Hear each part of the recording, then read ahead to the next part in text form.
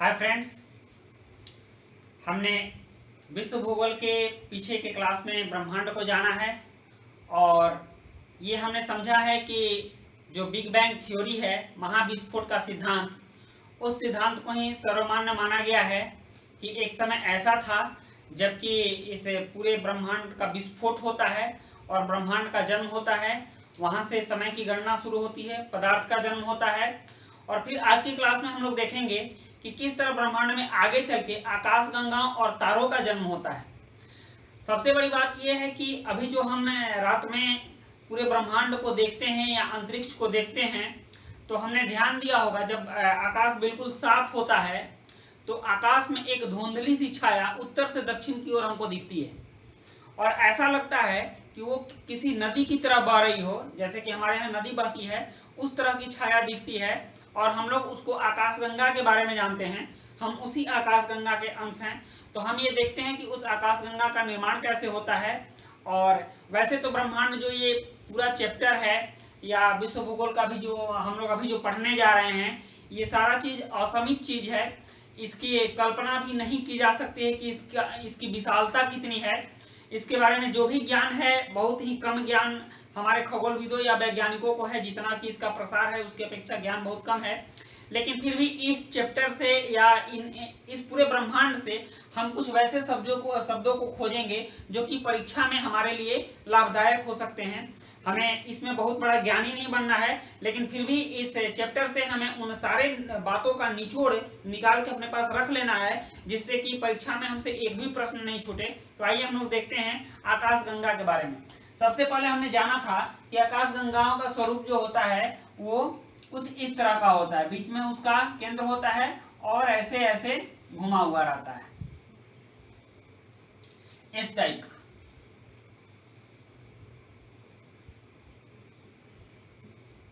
ऐसे इसमें जो है हम इस पूरे ब्रह्मांड में इस तरह के अरबों आकाशगंगाएं हैं। हमने कल भी बताया था कि हमारे ब्रह्मांड में अरबों आकाशगंगाओं का समूह है ये ब्रह्मांड, और इस आकाशगंगा में अरबों तारे हैं, अरबों खरबों तारे हैं, जिसकी गणना बहुत ही मुश्किल है। हम सिर्फ कल्पना कर सकते हैं, अंदाजा लगा सकते हैं। इस आकाशगंगा में अरबों खरबों तारे होते हैं और इसके बीच में भी हम देखते हैं कि इसके जो बीच में होता है वह काफी चमकीला भाग होता है और यह चमकीला भाग जो है तारों का संघनित समूह है, प्रकाशपुंज होता है और इसको हम लोग बल्ज कहते हैं। ये जो है आकाशगंगा के केंद्र को हम लोग बल्ज कहते हैं। इस चीज को हम लोग याद रखेंगे। तो इस करोड़ों आकाशगंगा में हमारा संबंध किससे है? हम किस आकाशगंगा के अंग हैं? हमारा सूर्य किस आकाशगंगा में है? हम सभी जानते हैं कि उसका नाम है मंदाकिनी। हम जिस आकाशगंगा में हैं उस आकाशगंगा का नाम है मंदाकिनी। इसको हम लोग मिल्की वे भी कहते हैं। ये हमारी आकाशगंगा का नाम है और इसका जो आकार है वो सर्पिल है, ऐसे घुमा हुआ है। ये इसको हम लोग स्पाइरल बोलते हैं। इसका आकार जो है वो सर्पिल है और इसका जो व्यास है, हमारे आकाशगंगा का जो व्यास है, ये व्यास इसको बोलते हैं एक छोर से दूसरे छोर। ये 1,00,000 प्रकाश वर्ष का है, 1,00,000 प्रकाश वर्ष। अब यहाँ थोड़ा प्रकाश वर्ष को भी हम लोग जान लेते हैं। प्रकाश वर्ष क्या है? प्रकाश वर्ष दूरी की इकाई है। लंबी दूरियों को प्रकाश वर्ष में नापा जाता है। लंबी दूरी जैसे कि प्रकाश की जो चाल है, और प्रकाश की चाल हम ऐसा समझते हैं कि निर्वात में प्रकाश की चाल लगभग 3,00,000 किलोमीटर होती है। निर्वात में प्रकाश 1 सेकेंड में 3,00,000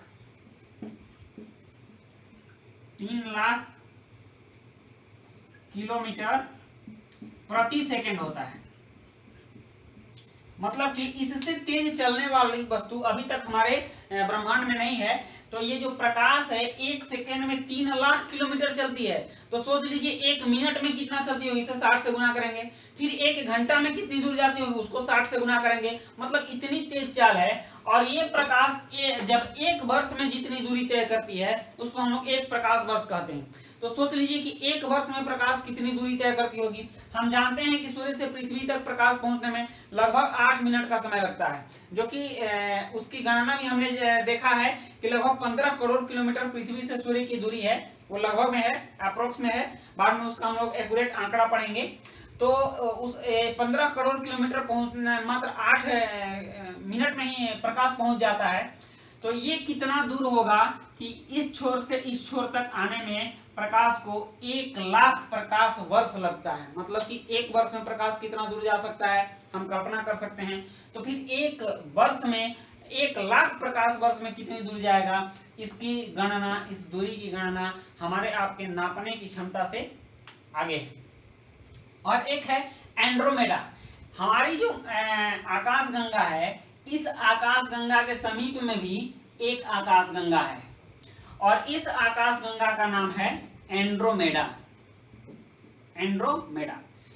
पूरे ब्रह्मांड में हम सिर्फ उन्हीं बातों को पढ़ रहे हैं जिनसे कि हमारे हमारे प्रतियोगिता परीक्षाओं में प्रश्न आ सकते हैं। तो इसमें से ये महत्वपूर्ण है कि हमारे आकाशगंगा के समीप में कौन सी आकाशगंगा है, तो ये है एंड्रोमेडा। और हमारे आकाशगंगा मतलब कि मंदाकिनी से इसकी दूरी 2.2 मिलियन प्रकाश वर्ष है। अब आप सोच लीजिए कि इससे इसकी दूरी कितनी हुई, 2.2 मिलियन प्रकाश वर्ष, जो कि हमारी कल्पना से बहुत परे है।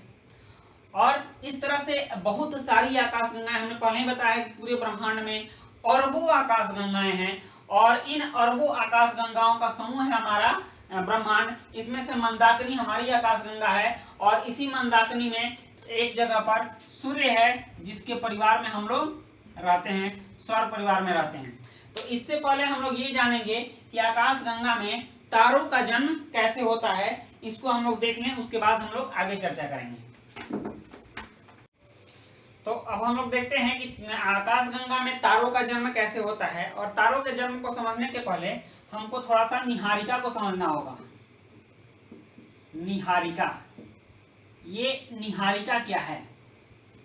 तो निहारिका को हम लोग यूं कहें तो यह तारों की नर्सरी है। इसको हम लोग नर्सरी समझ सकते हैं, यह तारों की नर्सरी है, इसमें ही तारे बनते हैं।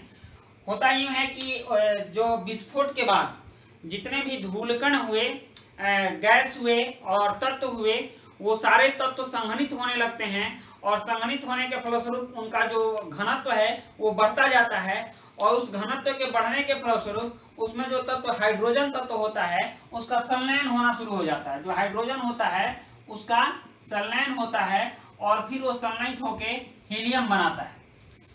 इस प्रक्रिया में क्या होता है कि जब वो संलयित होता है तो इसके नाभिक जुड़ते हैं और नाभिक जुड़ के भारी नाभिक हीलियम का निर्माण करते हैं और इसमें बहुत बड़ी मात्रा में ऊर्जा निकलती है और प्रकाश भी निकलता है बहुत बड़ी मात्रा में। यह एक नाभिकीय अभिक्रिया है। हम लोग नाभिकीय अभिक्रिया के बारे में जानते हैं। नाभिकीय विस्फोट हम लोगों ने जाना है, जिसको कि हम लोग परमाणु बम कहते हैं। हम लोग परमाणु बम सुने हैं ना, परमाणु बम, वही नागासाकी हिरोशिमा वाला। तो हमने देखा था कि जब एक छोटा सा परमाणु बम एक शहर पर गिराया गया था तो उससे कितना ऊर्जा निकला था, कितनी क्षति हुई थी, कितना हानि हुआ था और कितना उससे उष्मा निकला था, प्रकाश निकला था। तो यह जो होता है इसमें परमाणु टूटते हैं। इस परमाणु बम में, नाभिकीय विखंडन में परमाणु टूटते हैं लेकिन इसमें परमाणु जुड़ते हैं। तो तारों के बनने की जो प्रक्रिया होती है वो परमाणुओं के जुटने की प्रक्रिया से होता है। परमाणु जब जुड़ते हैं, हाइड्रोजन के नाभिक जब संलयित होते हैं तो तारे बनते हैं। और इस ब्रह्मांड में हमेशा कोई तारा बनता है, कोई तारा टूटता है, तारों का जन्म होता है, तारे मरते भी हैं, ठीक ना। तो इसी तरह से हम एक और चीज है जो कि हमारे ही आकाशगंगा में है, वह है ओरियन नेबुला। ओरियन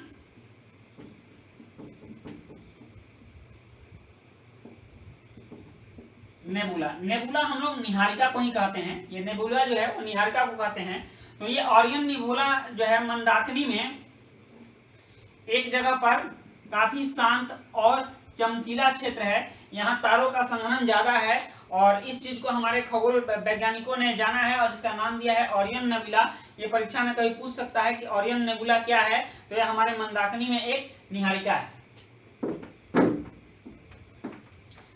अब आइए देखते हैं कि उसके तारों के अंदर तारों का जो जन्म होता है वो हमने जाना कि नाभिकीय संलयन अभिक्रिया के फलस्वरूप होता है। उसमें हाइड्रोजन संलयित होता है और जब हाइड्रोजन जलते जलते कुछ समय बीत जाता है, क्योंकि हाइड्रोजन तो आखिर जब पदार्थ है तो कभी ना कभी वो खत्म भी होगा, और जब वो खत्म हो जाता है तो उसका जो ताप है, उसका जो प्रकाश है वो धीरे धीरे कम होने लगता है। उसके नाभिक के तारे के अंदर के जो होते हैं, उसका जो केंद्र का होता है, केंद्र का जब सारा हाइड्रोजन हीलियम में बदल जाता है, जब ये हीलियम में बदल जाता है तो इसके बाहर का जो क्षेत्र होता है, इसके बाहर के क्षेत्र के हाइड्रोजन हीलियम में बदलते रहते हैं, वहां कुछ बचा रहता है, क्योंकि पहले तो नाभिक का ही होगा। ये प्रक्रिया होती रहती है। तो इस तरह से धीरे धीरे क्या होता है कि इसके अंदर का जो हीलियम है धीरे धीरे जलता जाता है, इसका प्रकाश कम होता जाता है, और इसके प्रकाश कम होने से ये जो बहुत चमकीला तारा जो बहुत चमकता है धीरे धीरे लाल होता चला जाता है, और अंत में जब इसके हीलियम खत्म हो हाइड्रोजन खत्म हो जाते हैं तो यह लाल तारा बन जाता है, और इस लाल तारा को हम लोग लाल दानव के नाम से जानते हैं।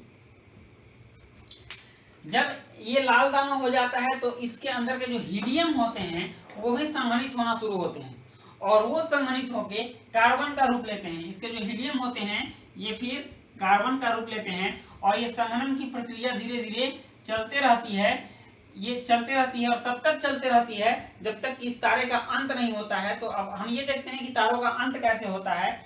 ये कार्बन भी फिर भारी तत्व में परिवर्तित हो जाती है, भारी तत्व, और भारी तत्व जैसे लोहा, और इस सब का संघनन इस केंद्र में होते रहता है। ऐसे धीरे धीरे धीरे धीरे सब केंद्र में जाता है, और इस केंद्र का घनत्व जो है वो बढ़ता चला जाता है। इस केंद्र का घनत्व बढ़ता चला जाता है, और ऐसा भी होता है कि जब इसका घनत्व बढ़ जाता है, जब इसका द्रव्यमान बढ़ जाता है, जब सारा चीज जब इस केंद्र में जाने लगेगा, इसका गुरुत्वाकर्षण शक्ति धीरे धीरे सबको अपनी तरफ खींचने लगता है। जब इसका घनत्व बढ़ जाएगा, जब इसका द्रव्यमान बढ़ जाएगा तो क्या होगा? ऐसा ही ब्रह्मांड में भी हुआ था कि जब घनत्व, द्रव्यमान, ताप जब असीमित हो गए थे तो एक सुपर विस्फोट हुआ था, महाविस्फोट हुआ था। वो विस्फोट यहाँ भी होता है, इस तारे का विस्फोट होगा, और उस विस्फोट को हम लोग सुपरनोवा कहते हैं। सुपरनोवा। ये सुपरनोवा जब विस्फोट होता है तो अचानक ही श्वेत प्रकाश आता है। विस्फोट के फलस्वरूप प्रकाश आता है ना, तो श्वेत प्रकाश आता है, और यह प्रकाश तारों की अपेक्षा ये कम होता है, इसलिए इसको हम लोग श्वेत वामन कहते हैं, श्वेत वामन। और इसी को हम लोग जीवाश्म तारा भी कहते हैं, जीवाश्म तारा। ये हम लोग समझ लिए सुपरनोवा क्या है, श्वेत वामन क्या है, जीवाश्म तारा क्या है, लाल दानव क्या है, और ये कैसे लाल दानव में परिवर्तित होता है, इसके अंदर कैसे विस्फोट होता है, इन सभी चीजों को अभी हमने समझा। और एक और चीज है कि इसमें जो ये विस्फोट होता है, ये विस्फोट कब होता है, कैसे होता है? इसके लिए हमारे एक वैज्ञानिक थे सुब्रह्मण्यम चंद्रशेखर जी, और 20 वर्ष की आयु में ही उन्होंने एक सिद्धांत दिया कि जब एक निश्चित द्रव्यमान से अधिक इसका द्रव्यमान हो जाता है, तारे के केंद्र का द्रव्यमान जब एक निश्चित द्रव्यमान से अधिक हो जाता है तो उसमें विस्फोट होता है, और उस सीमा को फिर आगे चल के चंद्रशेखर सीमा का नाम दिया गया, चंद्रशेखर सीमा।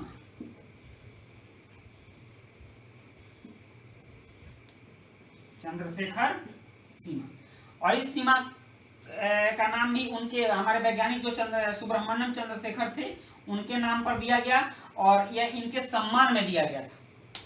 आगे चल के फिर जो ये तारा है, होता क्या है कि इसके अंदर का घनत्व बढ़ता जाता है, और घनत्व और दाब बढ़ने से इसके जो केंद्र में जो इलेक्ट्रॉन होते हैं वो इलेक्ट्रॉन केंद्र के नाभिक को छोड़ के निकल जाते हैं। इसके जो इलेक्ट्रॉन होते हैं वो केंद्र के नाभिक से मुक्त हो जाते हैं, और केंद्र में सिर्फ न्यूट्रॉन बचता है, केंद्र में न्यूट्रॉन बचता है। ये केंद्र के नाभिक से मुक्त हो जाते हैं ये इलेक्ट्रॉन।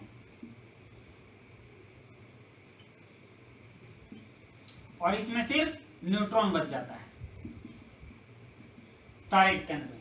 और जब इस स्थिति आती है, ऐसी स्थिति आती है, तो ऐसी स्थिति में हम लोग इसको न्यूट्रॉन तारा कहते हैं, न्यूट्रॉन तारा। न्यूट्रॉन तारा, और न्यूट्रॉन तारा को कहीं कहीं पल्सर भी कहा जाता है, पल्सर। इस चीज को याद रखेंगे।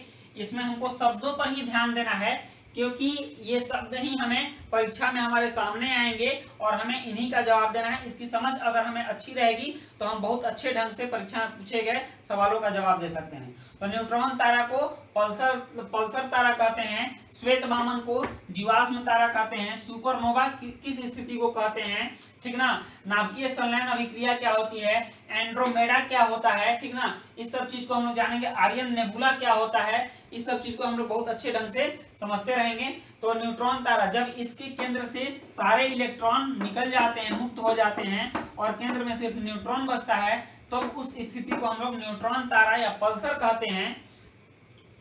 फिर भी इसका घनत्व जो है वो बढ़ते जाता है और इसका गुरुत्वाकर्षण असीमित होता चला जाता है, और इस स्थिति में ये अपने इर्द गिर्द या इस दायरे में आए किसी भी पदार्थ को अपने अंदर समाहित कर लेता है, चाहे वो प्रकाश ही क्यों न हो।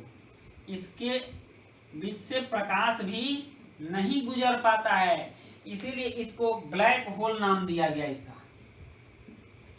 ब्लैक होल, इसको हम लोग कृष्ण छिद्र भी कहते हैं, कृष्ण छिद्र या कहीं कहीं कृष्ण विवर भी कहा जाता है। इस चीज की परिकल्पना इसकी जॉन व्हीलर एक खगोल वैज्ञानिक थे, उन्होंने किया। ब्लैक होल की परिक्रमा जॉन व्हीलर ने किया था, जॉन व्हीलर। इसको हम लोग याद रखेंगे। ब्लैक होल की परिक्रमा किसने की थी? तो जॉन व्हीलर।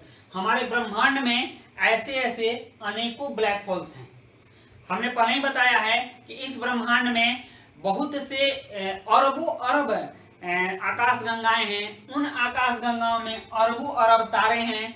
उन तारों में ये तारे भी जन्म लेते हैं, रहते हैं और फिर मरते हैं। इनकी सारी कहानी हमने इसके माध्यम से, इन सारे शब्दों के माध्यम से समझा था। और ऐसे ही हमारा नासा ने एक सबसे पुराना तारा खोजा, जिस तारे का नाम दिया केपलर 444। अगर पूछा जाएगा कि सबसे पुराना तारा कौन सा है, कौन सा तारा है जिसकी उम्र सबसे ज्यादा है, तो है केपलर 444। इसकी खोज नासा ने की है, जो कि अमेरिकी अंतरिक्ष शोध संस्थान है, और उसने इसका नाम केपलर 444 दिया है। तो हमने आकाशगंगा और तारों के बारे में पढ़ा। अब हम पढ़ेंगे सूर्य के बारे में। सूर्य भी एक तारा है जिसके हम सदस्य हैं, और आगे के क्लास में सूर्य सौर परिवार के बारे में हम लोग जानेंगे। और इसके साथ ही मैं आपको बता देता हूं कि ये ज्योग्राफी के वीडियो आ रहे हैं, उसके बाद इतिहास के भी वीडियो आते रहेंगे, और अब कुछ ही दिनों में यहाँ करंट अफेयर के भी वीडियो आने लगेंगे, जो कि प्रतिदिन आपको दिखाए जाएंगे।